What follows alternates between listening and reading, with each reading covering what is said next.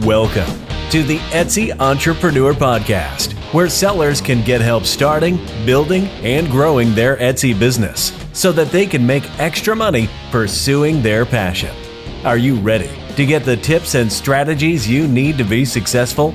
Then let's get started. Here is your host, a top 1% full-time Etsy seller, LL. Hey guys, what is up? Welcome back to another Etsy Entrepreneur Podcast. Got some good stuff for you guys planned today. As I'm recording this, it's a few days after Thanksgiving, so hopefully you guys had an awesome Thanksgiving. If you're like me, you're hobbling around because you've ate so many leftovers and are still stuffed from the Thanksgiving feast. But it's time to, I guess, start my New Year's resolutions a little bit early and kind of work some of this turkey off. So if you guys already have your Etsy shops up and running, sales and buying season should be in full swing for you. We just had Black Friday, Cyber Monday, stuff like that. The next couple weeks are going to be probably the biggest weeks of the year, or should be, for your shops. It's the biggest buying weeks of the year. People do wait a lot to the last minute, so make sure that you guys are putting shipping deadlines on your shops. Don't forget about that. A lot of people forget about that because people want to make sure that they can get stuff in time for Christmas, and if they don't, they're not going to be happy. So make sure you put that in your listings or in your announcement section to make sure that you guys are hitting on that. So what I want to talk about today is something that's really important, and a lot of you guys have struggled with, and it's your biggest concerns, is Etsy SEO. So I'm going to give you 5 Etsy SEO tips to help you guys out. But before I do, what I want to talk about real quick is basically, it's important to remember that SEO isn't everything. And you're probably like, what? Etsy SEO is everything. Well, it's really not. And a lot of people forget about that there is a lot of things that are important, or just as important as SEO and keywords. So a lot of times I see people get so wrapped up in SEO and keywords and having the right tags and stuff like that they lose sight of the bigger picture and the bigger marketing picture and the bigger selling picture of e-commerce and stuff like that. So I want to really advise you to take a step back and make sure that you're not getting so wrapped up in SEO that you're forgetting about producing new products and making sure your products are high quality, make sure your listings are high quality, make sure your shop is high quality and professional looking and stuff like that. So make sure that you're focusing on other things as well as SEO to monitor and grow your shop and make sure that you're performing well, because there are other important factors.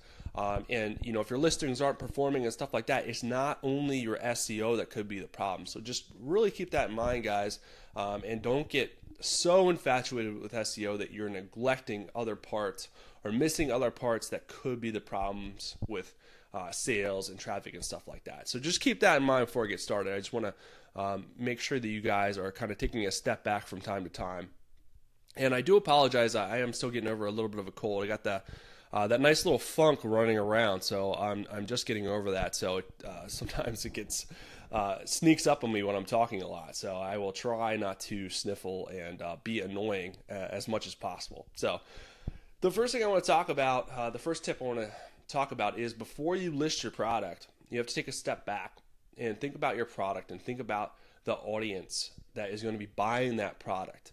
A lot of times what happens is we have great products and we even have good keywords, but we're missing the audience. We're missing the audience that really is going to buy that product. So it may be more about the audience that you need to target than the describing the product specifically. So just kind of take a step back and think about who you're going to be selling the product to, and maybe you need to kind of re-gear your keywords and your strategy towards that audience. So I would, before you list your items, write down your audience, who's going to buy this item, and that'll help you kind of come up with keywords for that person. And also mix in the descriptive factors of your product. So if it's for a mom and it's a purse, but a mom's buy it, mom's purse or mom's purse gift, stuff like that. So take a step back, think about who's going to buy it, and make sure you're targeting that audience. If you're trying to target everyone, you're going to target nobody because it's going to go out to too many people. So just think about your audience, write down some keywords or some ideas of your audience, and then it'll help you come up with keywords for that audience. So that's number one, consider your audience. Number two, when you do set up your keywords, and I'm talking about in your titles and tags, that's where your keywords are going to be. That's what's the most important for Etsy SEO. That's more about, you get tongue-tied when you say Etsy SEO. Say that 10 times fast and your head will explode. Anyways, so when you're looking at your keywords and you're considering your keywords that you're going to use, make sure that you're not going too broad. A lot of times I see people use keywords that are extraordinarily broad. Going a little broad is not necessarily a bad thing. You're going to hit a much bigger audience, but your chances of them buying from you are much smaller because your competition is going to increase. However, it still could be beneficial because you're jumping in front of that much bigger audience. But I see people go so broad where they're just saying green or yellow or polyester, or iron, stuff like that. No one's ever gonna hop on a green keyword and buy your green dress. It's not gonna happen. It's crazy. The amount of stuff that shows up for green is just so crazy. And if someone does search for green, chances that they're going to be looking for what you're buying or what you're selling this green is slim to none. So just avoid keywords that are that broad. Now, if you want to use green dress, that's still going to be super broad, but at least it's narrowing it down. You're increasing your chances that someone's going to want to buy your green dress, even though it is still broad. I would try to go a little bit more specific than that. You can mix and match broad with more specific keywords. That has been successful, but just keep that in mind when you're coming up with your keywords. Are they super, super broad? If so, you're probably wasting space. You're wasting a tag. You're wasting space in your title, but keep that in mind.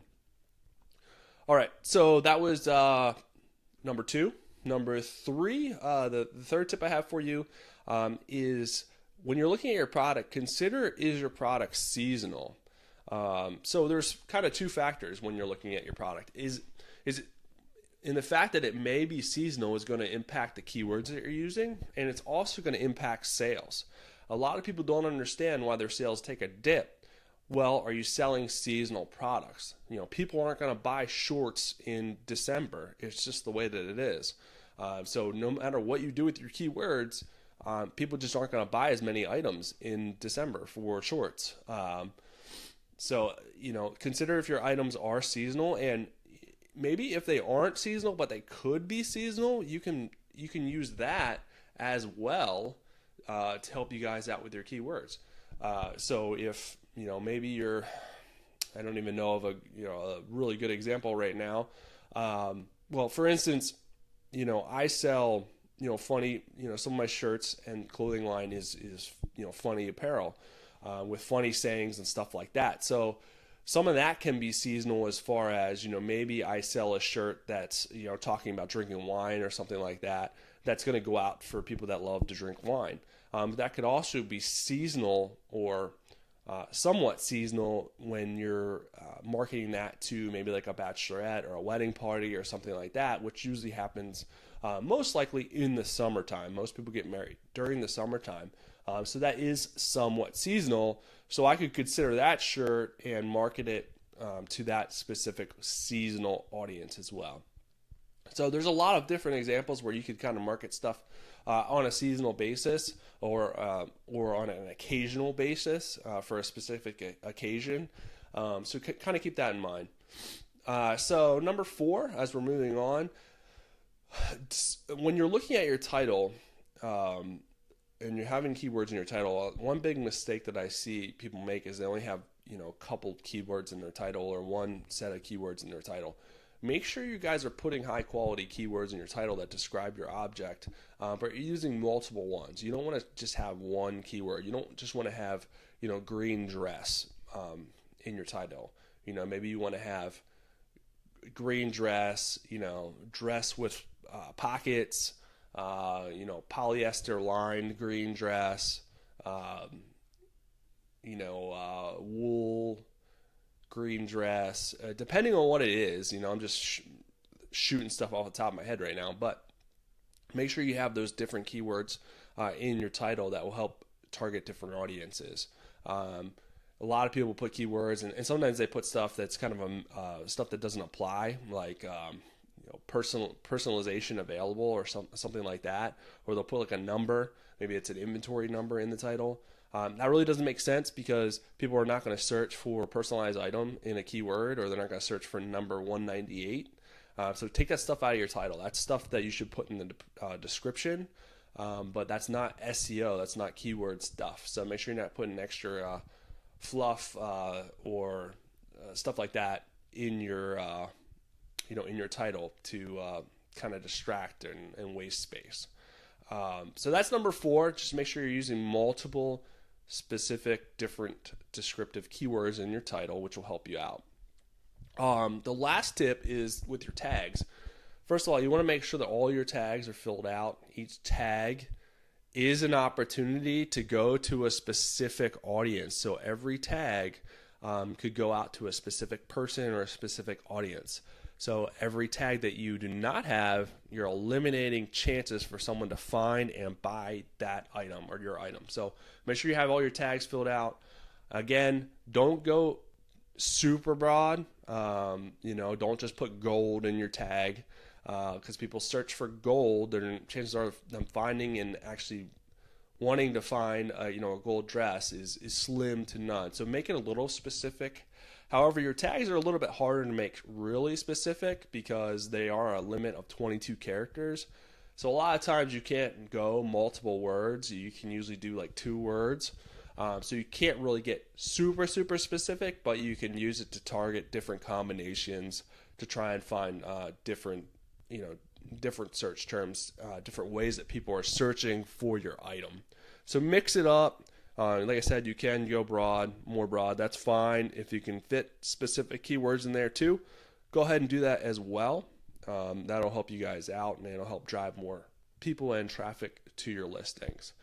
So those are the tips. Just to recap, number 1, consider your audience before you write your tags and set up your listing. Number 2, are your keywords too broad? Consider that as well. Number 3, is your item seasonal, and how can you leverage that to sell more and target different audiences? Number 4, do you have multiple different specific keywords in your title to help drive more traffic to your listing? Number 5, are all your tags filled out, and are they super broad, or are they a little bit more narrow to help drive more traffic and people to your listing? So make sure you're considering those things. So those are the 5 tips, guys. Hopefully that helps you out. Hopefully that helps add some clarity when you're setting up your listings, so you guys can get more traffic, get more sales to your listings, because that's what's most important. But don't forget about the other important elements of your shop and your listings. Don't get too infatuated with SEO keywords and stuff like that. It'll drive you crazy, and you'll kind of miss the whole picture, the big picture. There's a lot of different elements to selling and being successful than just Etsy SEO. Jesus, that was a tongue twister as usual. So I apologize, I can't talk. But anyways, there's a lot of other important elements to consider. While SEO is important, there is just as important things to selling. If you guys like this podcast, if this is beneficial to you guys, please leave a podcast review. Please leave an honest review for me. It helps me grow the podcast, helps me reach other people, helps me help people with their Etsy shops, their Etsy businesses. That is the main goal of doing this, is to help as many people as possible be successful on Etsy and in e-commerce. So I will continue to do that. If you guys want more tips, more strategy, more ways to be successful and grow your Etsy shop, make sure you guys are going over to EtsyEntrepreneur.com. I have a new masterclass membership on there. It's an Etsy traffic and sales masterclass, which also includes a help forum community. So not only can you watch walkthrough training videos to get more tips and strategy, the exact stuff that I've done to grow my Etsy business to the top 1%, you can also have a help forum to answer any question that you may have. I hop in there, answer questions throughout the day to make sure to give you guys the best information to help you as quickly as possible. That's the nice thing about this is you're not just having to watch a video and then you have questions and you have nowhere to turn. You can watch the videos, watch the walkthrough videos, implement that stuff in your shop, and then if you do have questions about those videos or anything else Etsy related, hop into the help forum, get those questions answered. We can work together. You're not alone. I want to be there with you to help you grow your shop. So that's a nice thing about the help forum community as well, to help give you that extra layer of support that a lot of classes and courses really miss. And that's what I want to not miss. So go over there, check that out. But other than that, until next time, hope you guys have a great day, and I will talk with you later.